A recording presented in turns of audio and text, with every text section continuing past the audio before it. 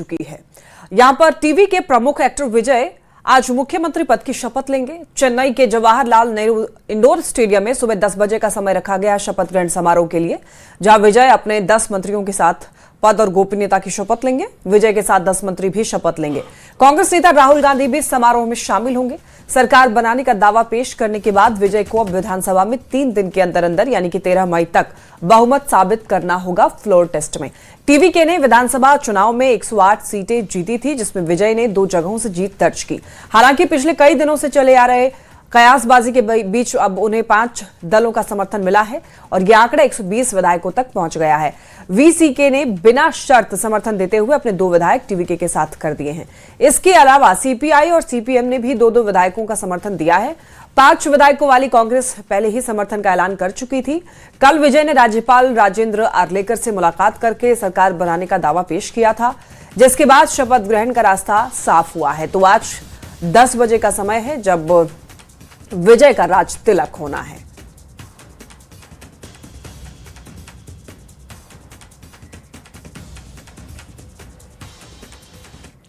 खबर मुंगेर से है, जहां वासुदेवपुर थाना क्षेत्र से करीब 2 साल पहले लापता हुए 27 साल के धर्मेंद्र कुमार जम्मू कश्मीर में पाकिस्तान बॉर्डर के पास जिंदा मिले हैं। मानसिक रूप से अस्वस्थ बताए जा रहे धर्मेंद्र को सेना के जवानों ने संदिग्ध परिस्थितियों में पकड़ा। पूछताछ और पुलिस जांच के बाद उनकी पहचान मुंगेर निवासी के रूप में हुई। युवक के जीवित मिलने की खबर से परिवार में खुशी है। धर्मेंद्र 19 अगस्त 2024 को घर से निकले थे और फिर वापस नहीं लौटे थे। फिलहाल पुलिस की निगरानी में सुरक्षित है। कैसे भागते भागते कहाँ जाके हुआ पकड़ा, तब वहाँ से तब जानकारी मिला हमको। कहाँ पकड़ाया? वो बॉर्डर के पास में सुनते पकड़ाया। हम तो जम्मू के। कैसे पता चला? आपको कैसे पता चला? आया यहाँ पे अपना थाना पर आया तो झुंझुन आदमी बोला तहाँ बौके मर फेंक के थैया के बैठ गया। हाँ, थैया अलांसो भी सब चीज करवाई, थैया के बैठ गया, नहीं मिला। तब थैया के बैठ गया, तब ये लवागरी के आरपी वही है, उसको पकड़ा हो तब बॉर्डर पर। तब उसको अधिकार तब वो बोला कि नहीं हमको घर है मुंगेर चंडी थान, इसलिए वो यहाँ का है तो बोला क्यों। तब पता लगा प्रशासन से गुहार लगाए कि हमको प्रशासन द्वारा आ जाए, सरकार द्वारा आ जाए कि हमको अपना रोजी रोटी नहीं है, हम कहाँ जा सकेंगे उतना दूर अपना भाई को लाने के लिए। इसलिए हम उससे प्रार्थना कर रहे हैं हमको पहुँचा दे भाई के। खबर गोड्डा से, जहां सुंदर पहाड़ी थाना क्षेत्र में संचालित एक अवैध क्लिनिक में प्रसव के दौरान महिला की मौत के मामले में पुलिस ने बड़ी कार्रवाई की है। ये घटना बांसजोरी के मीरा सराय टोला स्थित अवैध क्लिनिक की है, जहां पर झोला छाप डॉक्टरों की लापरवाही सामने आई है। देखिए, 6 मई को इलाज के दौरान एक गर्भवती महिला की मौत हो गई। सूचना मिलते ही पुलिस टीम मौके पर पहुंची, जांच शुरू की गई और छापेमारी के दौरान 3 लोगों को गिरफ्तार किया गया है। देखिए, गिरफ्तार आरोपियों में अवैध क्लिनिक का संचालक मोहम्मद अंसारी, झोला छाप डॉक्टर मोहम्मद हिमायतुल्ला और सैया मालतो शामिल हैं। पुलिस ने अवैध क्लिनिक को भी सील कर दिया है और अन्य आरोपियों की तलाश जारी है। तो यहां पर देखिए, सुंदर पहाड़ी थाना क्षेत्र में संचालित एक अवैध क्लिनिक में प्रसव के दौरान महिला की मौत मामले में पुलिस ने बड़ी कार्रवाई की है, छापेमारी की गई और यहां पर पता चला है कि अवैध तरीके से ये क्लिनिक जो है वो चलाई जा रही थी। गिरफ्तार आरोपियों में अवैध क्लिनिक का संचालक मोहम्मद अंसारी है और इतना ही नहीं, झोला छाप डॉक्टर मोहम्मद हिमायतुल्ला और सैया मालतो भी शामिल है।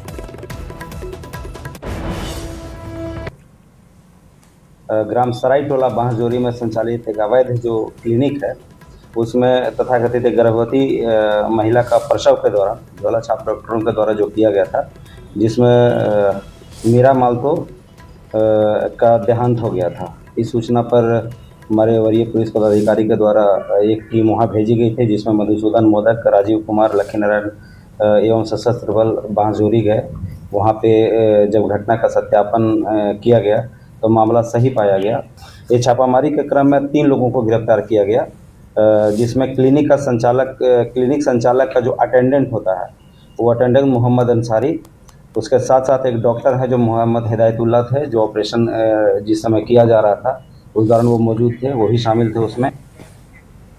खबर बोकारो से है, जहां अतिक्रमण हटाने गई बीएसएल सिक्योरिटी टीम पर अतिक्रमणकारियों ने पथराव कर दिया। इस घटना में 2 होमगार्ड के जवान घायल हो गए। दोनों घायलों का इलाज बोकारो जनरल अस्पताल में चल रहा है। जानकारी के मुताबिक बोकारो के सेक्टर 12 थाना क्षेत्र के सेक्टर 12 ए काली मंदिर के पास खाली जमीन पर कुछ लोगों ने अवैध कब्जा कर लिया है और झोपड़ी नुमा घर बनाकर रह रहे हैं, जिसे हटाने के लिए बीएसएल की सिक्योरिटी विभाग की टीम गई थी। इससे आक्रोशित अतिक्रमणकारियों ने बोकारो स्टील के सिक्योरिटी विभाग के पदाधिकारियों और सुरक्षा कर्मियों पर पत्थर से हमला कर दिया, जिसके बाद बीएसएल की टीम जान बचाकर भाग खड़ी हुई। इंक्रोचमेंट था, उन इंक्रोचमेंट हटाने के द्वारा बीएसएल प्रबंधन के द्वारा अपने जो होम गार्ड्स होते हैं उनके साथ गए थे, जिनका वहां पे विरोध किया गया था और कुछ पथराव भी किया गया उनके ऊपर। तो उस विषय पे थाना में आवेदन भी प्राप्त हुआ है। आवेदन पे एफआईआर दर्ज करके जो उचित कार्रवाई है वो किया जाएगा। यही सूचना 2 लोगों का है जिनको चोट लगा था पथराव के कारण, उनका इलाज चल रहा है बीजीएच में। अतिक्रमण हटाने गए थे बीएसएल प्रबंधन के द्वारा, तो उसी विषय में एफआईआर भी दिया गया है। तो हम लोग एफआईआर दर्ज करके अभी उस पर उचित कार्रवाई। खबर भागलपुर से, जहां विक्रमशिला सेतु क्षतिग्रस्त होने के बाद पुल पर गाड़ियों का परिचालन अब तक बाधित है। वहीं यातायात पर इसका असर पड़ा है। पुल क्षतिग्रस्त होने के बाद से तिलका मांझी चौक स्थित सरकारी बस स्टैंड में सन्नाटा पसरा हुआ है। दुकान और यात्री शेड सुनसान पड़े हुए हैं, जबकि यहां से 15 से 20 मिनट में बस का परिचालन होता था। लेकिन सेतु क्षतिग्रस्त होने के बाद यात्रियों की परेशानी साफ तौर पर बढ़ती हुई नजर आ रही है। देखिए, जिस तरीके से यहां पर विक्रमशिला सेतु क्षतिग्रस्त होने के बाद पुल पर गाड़ियों का परिचालन बाधित है, यातायात पर इसका असर पड़ा है और पुल क्षतिग्रस्त होने के बाद से ही तिलका मांझी चौक स्थित सरकारी बस स्टैंड में सन्नाटा पसरा हुआ है। दुकान और यात्री शेड सुनसान पड़े हुए हैं। 15 से 20 मिनट में बस का परिचालन होता था, लेकिन अब यहां पर ये पुल क्षतिग्रस्त होने के बाद यात्रियों की परेशानी बढ़ी हुई है। विक्रमशिला सेतु क्षतिग्रस्त होने के बाद सबसे ज्यादा असर गाड़ियों के परिचालन पर पड़ा है। हम आपको तस्वीर तिलका मांझी चौक स्थित सरकारी बस स्टैंड की दिखा रहे हैं कि किस तरह से यह बस स्टैंड जो है घटना के कई दिन बीत जाने के बाद अब तक सुनसान पड़ा हुआ है, जबकि यहां से कई जिलों के लिए बस चलती है और काफी संख्या में लोग यहां से सफर भी करते हैं, लेकिन सन्नाटा पसरा हुआ है। इक्का दुक्का लोग सरकारी बस स्टैंड में आना जाना कर रहे हैं। क्या स्थिति है फिलहाल बस स्टैंड की? बेहतर स्थिति है, कोरोना से भी बेहतर स्थिति है। कोरोना काल से भी बदतर है। हाँ। लोग आना जाना एक दो आते हैं पूछने के लिए तो कह देते हैं मुंगेर इधर से गाड़ी चलती है। यहाँ से बस खुल रही है या नहीं? हाँ, खुलती है मगर सुबह में जब ट्रेन आती है तो रेलवे स्टेशन से पैसेंजर लेकर के ये लोग भैया मुंगेर खगड़िया होकर के पूर्णिया जाते हैं। पहले कितनी बसें चलती थी, कहाँ कहाँ के लिए? हर 15 मिनट में गाड़ी खुलती थी पहले पूर्णिया के लिए। हर 15 मिनट में? हाँ, 7:30 बजे रात तक। फिलहाल क्या 2-3 बसें नहीं खुल रही। असर पड़ा है। दुकान का आपका क्या हाल है? बोहनी बट्टा भी नहीं हुआ अब तक, बोहनी बट्टा नहीं हुआ। चलिए तस्वीर देख लीजिए कि किस तरह से जो अमूमन बस स्टैंड में लोगों की, यात्रियों की भीड़ हुआ करती थी, लेकिन यह सरकारी बस स्टैंड में पूरी तरह से सन्नाटा पसरा हुआ है और खासकर इसका जो असर है वो रोजी रोजगार पर भी पड़ता हुआ दिख रहा है। विकास कुमार सिंह, न्यूज़ 18, भागलपुर। सहकारिता मंत्री का प्रभार मिलने के बाद रामकृपाल यादव ने कहा कि बिहार की ग्रामीण सहकारी व्यवस्था को मजबूत बनाने पर काम किया जाएगा। उन्होंने पैक्स से जुड़ी समस्याओं के समाधान को प्राथमिकता देने की बात कही।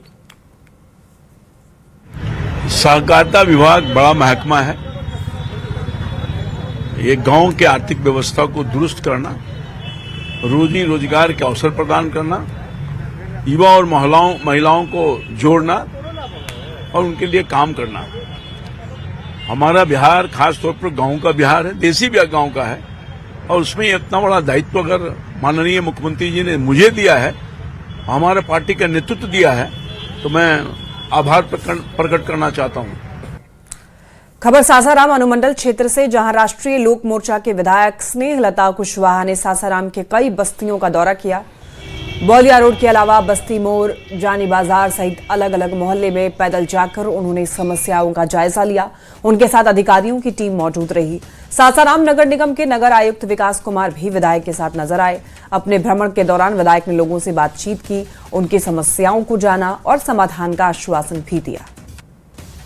पहले भी आए थे, इन लोगों को पानी की किल्लत थी यहाँ पे, तो आज पिछली बार भी नगर आयुक्त से बात हुई थी मेरी, अभी साथ में आए हैं। जो भी यहाँ दिक्कत है उसको ये दूर करेंगे और पानी का जो समस्या है उसको भी ये देख कर चालू करवाएंगे। लगातार महादलित टोला में पानी के और शौचालय की समस्या बनती आ रही है।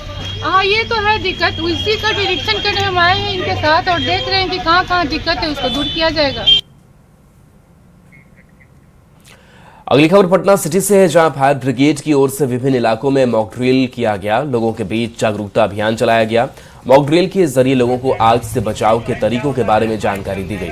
फायर ब्रिगेड के जवानों की ओर से गमकुआं स्थित नालंदा मेडिकल कॉलेज अस्पताल परिसर में मॉक ड्रिल किया गया। इस मौके पर फायर ब्रिगेड के जवानों ने अस्पताल में तैनात चिकित्सकों, स्वास्थ्य कर्मियों के अलावा मेडिकल छात्र छात्राओं को आग से बचाव की विशेष जानकारी दी। इसको जो है अगर आप कोई विधि करने की आवश्यकता नहीं है।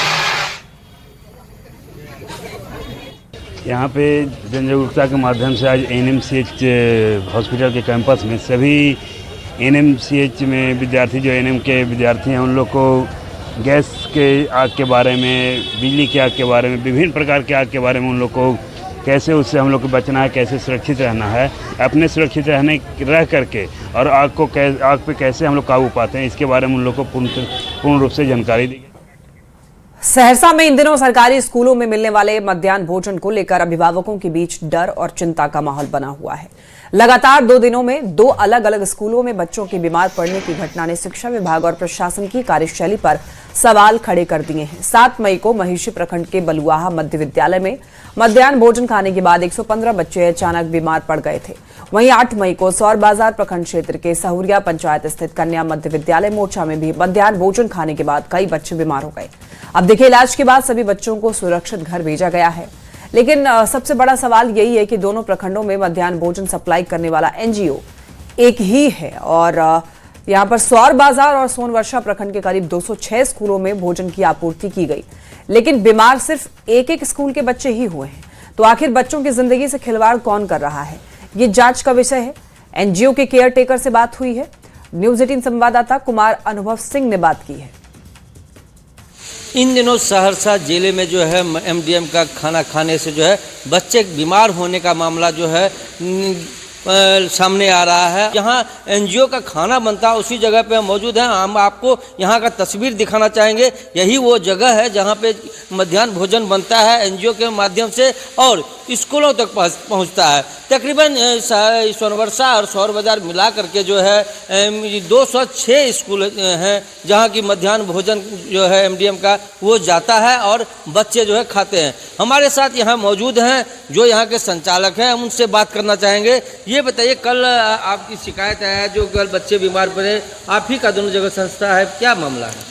जी सर, हम लोग को भी बहुत वो हुआ कि मतलब ऐसे कैसे घटना आ गई, क्योंकि यहाँ से सर देखिए कि हमारा एकदम साफ़ सफाई से काम होता है। जो कैटल है, ठीक है, इसमें चावल सब्जी हमारा जो बनता है इतना स्टीम रहता है, फिर वो इसको हम बाद में फिर वो ठंडा कराते हैं। हमारा इतना यहाँ वो होता है, चेक होता है कि वो कहीं से कुछ दिखना नहीं चाहिए, लेकिन अब वो कैसे वो आ गया, अब इस पर वो आगे से कार्रवाई हो रही है। अब पता चल जाएगा कि कहाँ से कमी है। नहीं, स्कूल जो स्कूल के प्रधानाचार्य हैं या फिर परिजन है वो आप पे आरोप लगा रहे हैं जो आपके द्वारा जो है? जी सर, हमारे वहाँ तो आज भी जांच हुआ था। सुबह में सारी टीम आई हुई थी, डीएम सर वो किए थे। यहाँ ऐसा कुछ नहीं मिला, सब कुछ वो खाना बनते समय वो आए थे, पूरी टीम यहाँ जांच हुआ, ऐसा कुछ नहीं है। हालांकि ये जांच का विषय है जो आखिरकार किसकी लापरवाही के वजह से बच्चे बीमार हो रहे हैं। न्यूज 18 के लिए सहरसा से कुमार अनुभव। सीतामढ़ी में अब प्रशासन की कार्यशैली बदलती नजर आ रही है। अधिकारी सिर्फ दफ्तरों तक सीमित नहीं रहकर गांवों में पहुंचकर योजनाओं की जमीनी हकीकत परख रहे हैं। सदर एसडीओ डुमरा प्रखंड के राघोपुर बखरी स्थित डॉक्टर भीमराव अंबेडकर +2 आवासीय विद्यालय पहुंचे, जहां उन्होंने बच्चों के साथ बैठकर भोजन किया और खाने की गुणवत्ता जांची। इस दौरान छात्रों से बातचीत कर उनकी समस्याएं भी सुनी। वहीं गांव में घूमकर जनगणना कार्य और सरकारी योजनाओं की स्थिति की पड़ताल की तथा लापरवाही मिलने पर कर्मियों को फटकार लगाई।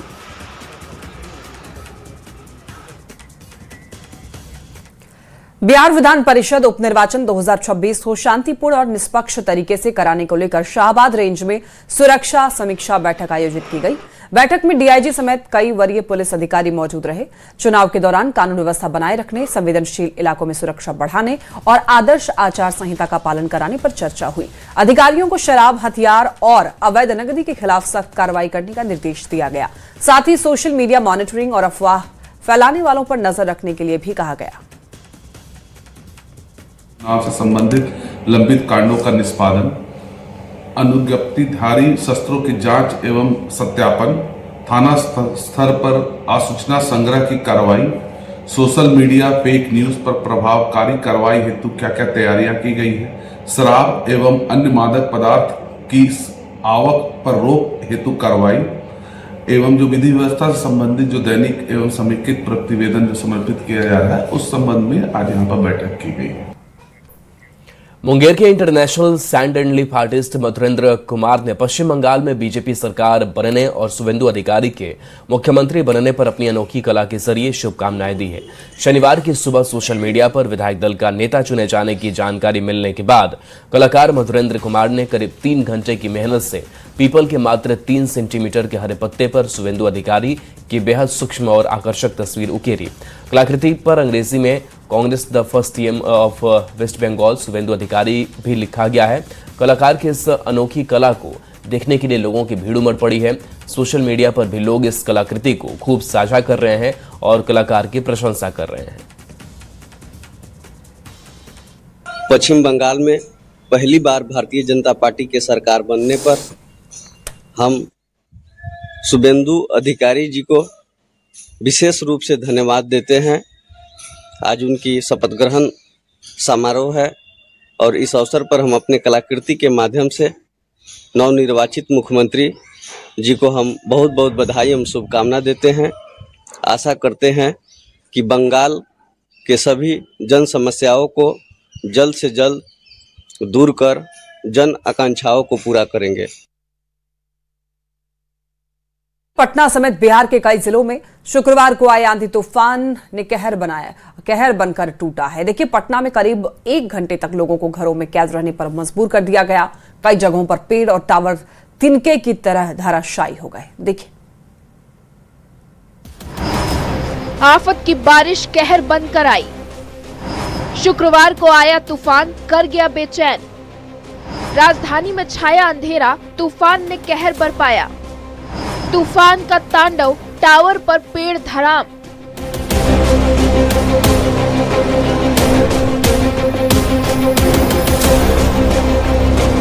पहले आप 3 तस्वीरें देखिए, तबाही और बर्बादी का आलम क्या है सब कुछ नजर आ जाएगा। शायद आपको अंदाजा भी लगाना मुश्किल हो जाएगा। शुक्रवार शाम अचानक तेज हवा के साथ बारिश ने राजधानी पटना को दहशत में डाल दिया। करीब 1 घंटे तक लोगों को घर में कैद रहने पर मजबूर कर दिया।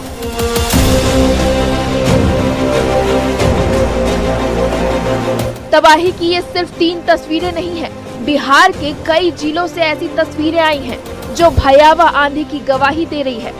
राजधानी पटना में तेज आंधी तूफान ने जमकर तबाही मचाई, जिसमें कई लोगों की जान चली गई। अलग अलग जगहों पर ठनका गिरने से कई लोगों की मौत हो गई, तो कहीं पेड़ के नीचे दबने से जान चली गई।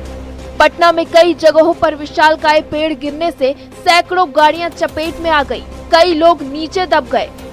घंटों तक मौसम कहर बनकर टूटता रहा। बड़े बड़े पेड़ तिनके की तरह धाराशायी हो गए।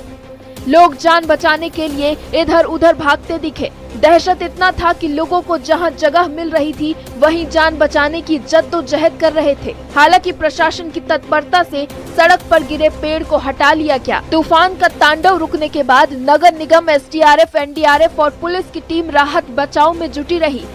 पेड़ के नीचे फंसे लोगों को सुरक्षित रेस्क्यू किया। घायलों को अस्पताल भेजा गया। युद्ध स्तर पर गिरे पेड़ को हटाया गया, जिसके बाद लोगों ने राहत की सांस ली। लेकिन डर आज भी कायम है। वहीं पटना जू में भी सैकड़ों पेड़ गिरने से 1 दिन के लिए बंद कर दिया गया।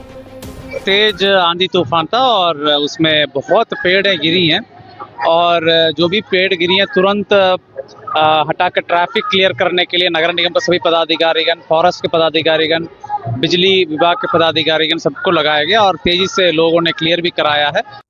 वहीं वैशाली में भी तेज आंधी तूफान और बारिश ने तबाही मचा दी है। ठनका गिरने से कई लोगों की दुखद मौत हो गई है। सड़क पर विशालकाय पेड़ गिरने से रास्ता बंद हो गया है। सड़कों पर लंबा जाम लगा रहा। हालांकि प्रशासन की टीम ने लोगों को तुरंत राहत पहुंचाई, जिससे बड़ा नुकसान होने से बच गया। वहीं आंधी बारिश से केले की फसल को भी भारी नुकसान पहुंचा है। मधेपुरा में तो बीएसएनएल टावर तिनके की तरह तेज हवा में रिहायशी इलाके में गिर गया, जिससे अफरा तफरी मच गई। टावर गिरते ही आसपास के लोग जान बचाकर भागने लगे। कई लोग टावर के नीचे दब गए, लेकिन गनीमत रही, सब सुरक्षित निकल गए। हालांकि कई घरों को भी भारी नुकसान पहुंचा है। फिलहाल प्रशासन ने लोगों से अपील की है कि मौसम देखकर ही घरों से बाहर निकले। बिहार में चक्रवाती तूफान का असर रहने वाला है, लेकिन शुक्रवार को आए आंधी तूफान ने लोगों को बर्बादी का सबब दे दिया। Bureau report, news 18। सीतामढ़ी जिले के डुमरा प्रखंड स्थित लगभग 834 साल पुराने बखरी मठ के जीर्णोद्धार की योजना पर काम शुरू हो गया है। राज्य सरकार इस प्राचीन मठ को रामायण कालीन इतिहास और धार्मिक आस्था से जोड़ने का प्रयास कर रही है। रामायण रिसर्च काउंसिल के सहयोग से परिसर का सौंदर्यीकरण, पुराने ढांचे का संरक्षण और सांस्कृतिक महत्व को नई पहचान देने की योजना है। मुख्यमंत्री सम्राट चौधरी ने इस अभियान की शुरुआत की। इससे धार्मिक पर्यटन बढ़ने की उम्मीद है। सीतामढ़ी का यह राघोपुर बखरी मठ है, जिस राघोपुर बखरी मठ का इतिहास तकरीबन 834 साल पुराना है। आप तस्वीरों के जरिए देख सकते हैं इस राघोपुर बखरी मठ का अब जीर्णोद्धार कार्य होगा और जीर्णोद्धार कार्य की शुरुआत बिहार के मुख्यमंत्री सम्राट चौधरी के द्वारा कर दिया गया है। रामायण रिसर्च काउंसिल के द्वारा इस राघोपुर बखरी मठ को रामायण सर्किट से जोड़ने की लगातार योजना बनाई गई है और 12 एकड़ दूसरे भूभाग में जो राघोपुर बखरी मठ की जमीन है वहां पर 251 फीट माता सीता की मूर्ति लगाई जाएगी और वहां पर उसे शक्तिपीठ के रूप में डेवलप किया जाएगा। तो तस्वीर आप देख सकते हैं, यह काफी पौराणिक और ऐतिहासिक मठ है, जिस मठ के जीर्णोद्धार को लेकर लगातार जो स्थानीय लोग हैं उनके द्वारा डिमांड की जाती रही है। आखिरकार रामायण रिसर्च काउंसिल और सीतामढ़ी के जो भाजपा के विधायक सुनील कुमार पिंटू है उनके द्वारा इस मामले में पहल की गई और इसका जीर्णोद्धार कार्य अब जल्द प्रारंभ हो जाएगा और इसे सीता सर्किट से जोड़ने को लेकर सरकार के पास कई बड़ी योजनाएं हैं और रामायण रिसर्च काउंसिल इस योजना को में आगे बढ़ चढ़कर हिस्सा ले रहा है। राकेश रंजन, न्यूज़ 18 सीतामढ़ी। शेखपुरा जिले में 2 केंद्रीय विद्यालय खोलने की स्वीकृति देखिए बिहार सरकार की तरफ से मिल गई है। अब स्थानीय लोगों में खुशी का माहौल भी है। जिला प्रशासन ने भूमि अधिग्रहण की प्रक्रिया जो है पूरी करके टेंडर प्रक्रिया तेज कर दी है। एक विद्यालय शेखपुरा मुख्यालय और दूसरा शेखोपुर सराय थाना क्षेत्र में स्थापित किया जाएगा। डीएम ने शिक्षा अधिकारी को तत्काल शैक्षणिक सत्र शुरू करने का निर्देश दिया है। इससे जिले में शिक्षा के स्तर में सुधार की उम्मीद है। शेखपुरा जिले में बेहतर शिक्षा व्यवस्था को लेकर केंद्र सरकार ने 2 केंद्रीय विद्यालय की व्यवस्था की है। आपको बता दें कि बिहार सरकार ने कैबिनेट से भी स्वीकृति मिल गया है। ऐसी में टेंडर की प्रक्रिया शुरू हो गई है और जल्द ही इसका अपना भवन भी बन पाएगा। अभी हम आपको बता दे रहे हैं कि जो केंद्रीय विद्यालय का निर्माण होगा और साथ साथ गुणवत्तापूर्ण पढ़ाई की भी व्यवस्था की गई है। अभी कैबिनेट से मंजूरी हो गई है। हम लोगों ने शेखोपुर सराय और शेखपुरा जिले में जो जमीन हम लोगों ने भेजा था उसको कैबिनेट की मंजूरी मिल गई है।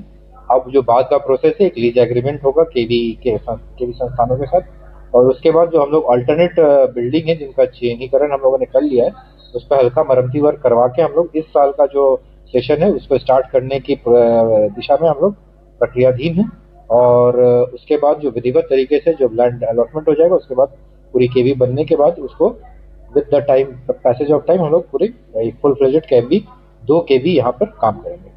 जमीन की उपलब्धता पूरी हो गई है और अभी जैसा हमने बताया कि अल्टरनेट बिल्डिंग डीएम ने इस पर कार्रवाई शुरू कर दी है। डीएम मॉनिटरिंग भी कर रहे हैं ताकि जल्द से जल्द सारा निर्माण कार्य स्थल का चयन भी हो गया, भूमि चयन भी चिन्हित कर लिया गया है ताकि निर्माण कार्य जल्द से जल्द हो पाए। अजीत कुमार सिन्हा, न्यूज़ 18 शेखपुरा।